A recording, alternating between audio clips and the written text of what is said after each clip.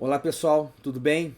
Eu sou o professor Dani Zardini, sou professor de Relações Internacionais e coordeno o site Geopolitics e o canal também com o mesmo nome, Geopolitics.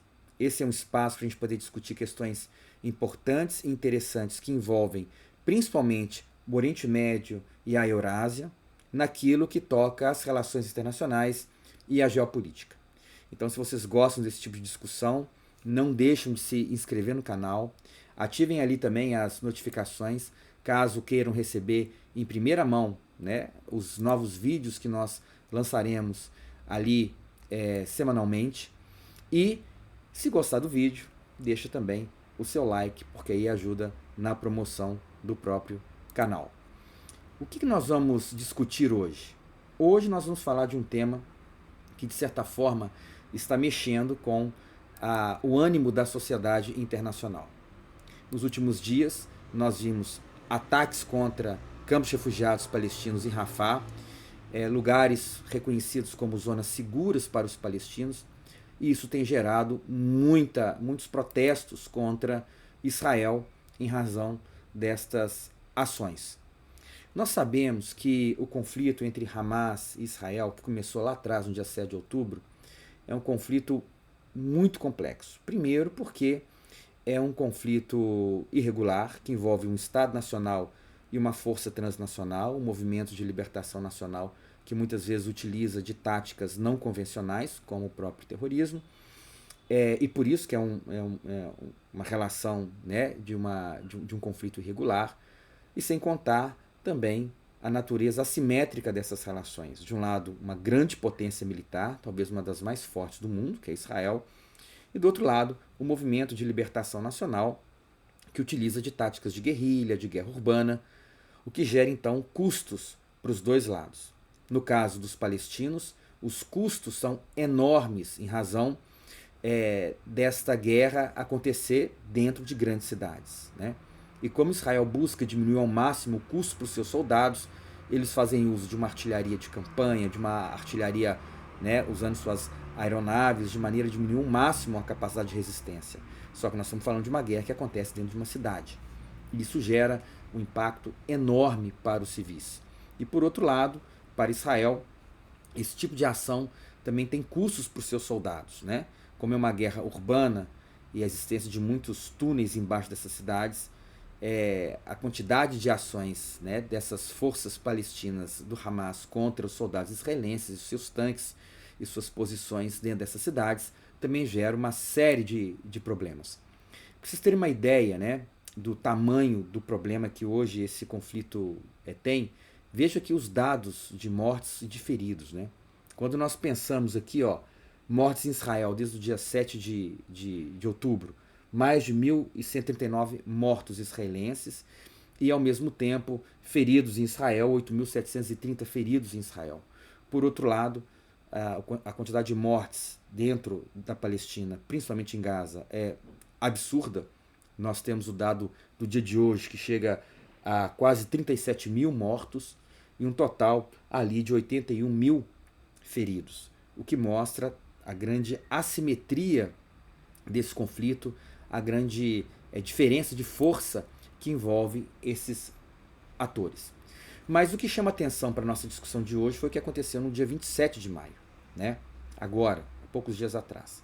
E o que aconteceu? Aconteceu que quando o exército israelense começa a atacar Gaza, a ideia é acabar com Hamas, né? Isso aconteceu na porção norte, isso foi sendo transferido para a região central de Gaza. E o próprio exército israelense tem um mapa onde demonstra as zonas seguras para que os palestinos possam ficar. E a cidade de Rafah, na fronteira ali do Egito com Israel, era considerada pelos palestinos e por israelenses uma zona segura. Só que, ao mesmo tempo, Israel quer desestruturar, acabar com Hamas. E ali se concentra boa parte dos postos de comando e onde o Hamas tenta se refugiar das ações exército israelense também. Então, para a sobrevivência desse governo israelense, que vem sendo criticado fortemente há muitos meses, é necessário dois objetivos serem alcançados: uma destruição total do Hamas e tentar trazer de volta os sequestrados, né, os reféns israelenses que estão ali em Gaza. Só que esses dois objetivos são muito difíceis de serem alcançados em razão da própria natureza do conflito. Mas, em razão de uma questão política, eles estão pressionando a invasão de Rafah, que começou. Nós discutimos isso em outros vídeos, em semanas anteriores. Né? Nós pensávamos, vai invadir, não vai invadir. Invadiu, bombardeou. O que aconteceu no dia 27 de maio foi que o exército israelense e sua força aérea vai atacar campos de refugiados em Rafah, que eram tidos como zonas seguras. E isso gerou um problema danado, porque nós tivemos mais de 40 mortos em um único ataque, a maioria mulheres e crianças, sem dizer da forma como essas pessoas inocentes morreram carbonizadas. Isso gerou uma série de repreensões internacionais. Já havia, né, uma sinalização de que alguns países europeus iriam reconhecer a Palestina, e de imediato, no dia 28, a Noruega, a Irlanda e a Espanha vão reconhecer formalmente a Palestina como Estado independente, o que aumenta ainda mais a pressão sobre Israel. E isso vai revelar, né, toda a complicação que é lidar com um conflito dessa natureza, né, em que os civis vão ser os principais atingidos.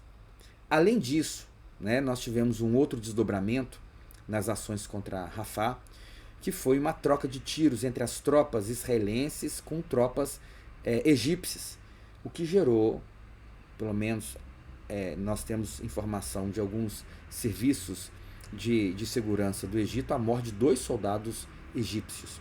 E isso é um problema seríssimo na relação de Israel com o mundo árabe. Por quê? Porque o Egito foi o primeiro país a reconhecer Israel como um Estado independente, soberano, normalizou as suas relações com Israel em 1978, algum tempo após a guerra do Yom Kippur, que aconteceu em 1973, e é um aliado relevante, um interlocutor relevante de Israel com o mundo ocidental e com o mundo árabe. E a presença dessas forças israelenses em Rafah, ela de certa forma relativiza aquilo que os tratados de Camp David colocou, que aquela zona deveria ser uma zona desmilitarizada, sem a presença de muitos tanques, de peças de artilharia. E o Egito começa a acusar Israel de não cumprir com as regras da guerra e com as regras colocadas ali pelos acordos de Camp David, de 1978. Então, esse já é um outro desdobramento importante da intervenção contra Rafah, das ações militares contra Rafah.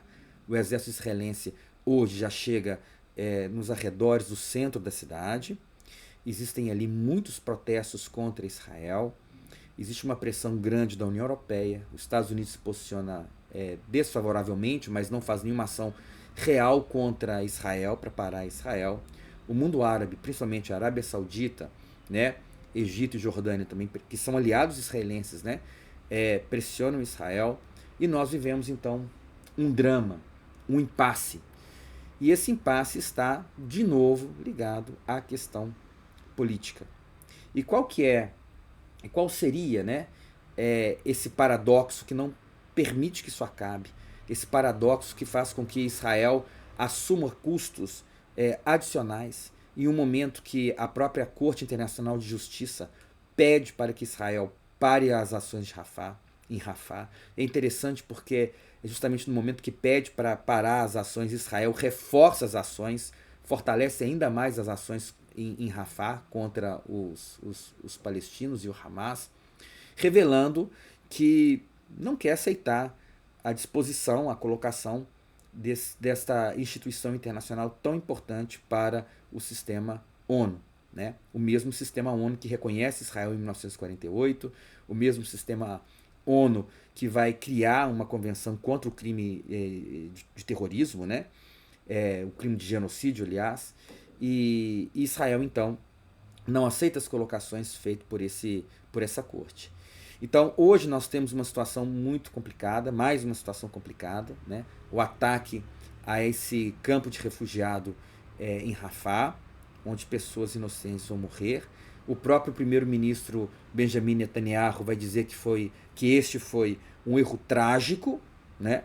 Mas as ações continuam, e novamente reforçando o porquê né, mesmo com todas essas ações, Israel não para as suas investidas contra essa cidade. Né? Nós estamos falando da política. Novamente, a necessidade na visão desse governo, nós temos que fazer uma diferença entre o Estado de Israel, o povo de Israel e o governo israelense, que é um governo discutível do ponto de vista doméstico, que sofre muita pressão das famílias dos sequestrados, dos reféns israelenses, né, e de certos setores da sociedade civil israelense se coloca contra esse governo, pede a saída do governo, mas o governo vê que é necessário a ação contra o Hamas, porque somente uma vitória total contra o Hamas vai permitir um discurso deste governo de que ele pode continuar liderando o Estado de Israel. Mas qual que é o efeito colateral para o governo? Ao mesmo tempo que eles fazem isso, isso gera uma indignação generalizada no mundo. Né? A posição de Irlanda, Noruega e de Espanha reconhecendo a Palestina é uma mudança de comportamento da Europa e que mostra como que Israel se isola cada vez mais. Então, quanto mais Israel busca uma vitória que possa acomodar as pressões domésticas, ela gera impactos negativos à sua imagem e pressões enormes do ponto de vista internacional. Então, esse momento, nós estamos observando qual pode ser os próximos passos desse governo, como que os constrangimentos internacionais da Corte Internacional de Justiça, né, do Tribunal Penal Internacional, que inclusive mandou prender, né, mandou uma solicitação para a Corte prender o primeiro-ministro israelense, prender o ministro da Defesa de Israel, assim como os líderes, 3 líderes do Hamas. Vamos ver como que Israel responde a essas condições e essas pressões. O que a gente percebe nesse momento é que é cada vez maior o impacto negativo na imagem de Israel no mundo, o que tem gerado ali pressões de todos os lados para que isso possa terminar. Vamos aguardar os próximos dias, ver como que os desdobramentos em Rafah podem gerar também alguma mudança no comportamento de Israel e, a partir dali, a possibilidade de negociações para o retorno dos refugiados, né, às suas casas em Gaza, o retorno dos reféns israelenses, também lembrando com muito pesar a morte de um brasileiro israelense, né, que seu corpo foi novamente pego, né, pelas forças de defesa de Israel dentro de Gaza. Tudo indica que o brasileiro morreu no próprio dia 7, mas isso mostra como que esse conflito é doloroso para israelenses e para palestinos, né, que têm ali morrido as dezenas de milhares, esperando que o direito internacional, que a sociedade internacional possa forçar tanto Israel quanto Hamas a encontrar uma saída negociada para esse dilema. Então vamos aguardar as cenas dos próximos capítulos dos conflitos ali do Oriente Médio, do conflito Israel e Hamas. Um abraço a todos.